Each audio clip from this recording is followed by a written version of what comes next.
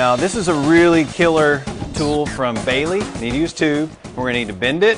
We're also going to need to notch it. What you do, you push it in, lock your piece. You can get different dies from them. We're using 1 1/8 inch tubing right here. The next thing you want to do is always be sure and use some lube. This works really great because it will help it slide through the dies. Now, watch how tough this is. Now the hydraulic ram is grabbing that tooth, it's pulling it around, which is pulling the tooth around the die. You see how simple that is?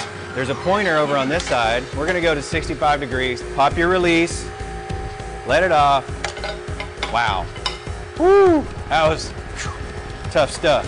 Now we do this all the time. That's why we have good tools like this one from Baileigh. Now the second thing we need to do is called a fish mouth. It's also called notching a tube. If you try to put a tube like this to another one, there's a huge gap. Now you use a fish mouth, now you've got some area to weld, you got a much better gap, you'll get a much better weld. And what we've done in the past is we just ground these by hand. But now we have this new notcher that's, oh God, this thing is so beautiful. You got different adjustments here, like if you want to change your angle, you can do that really easily. Lock it back, you can change all different sizes for different diameters. We're going to use this 1-inch end mill.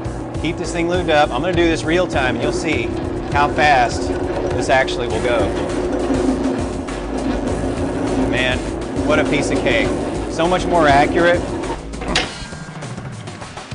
And there you go. See how easy that was? Get that little notch. Now all you have to do, put it on the grinder or use a handheld. Give it a little bit of a grind. Now you've got a cool way to notch.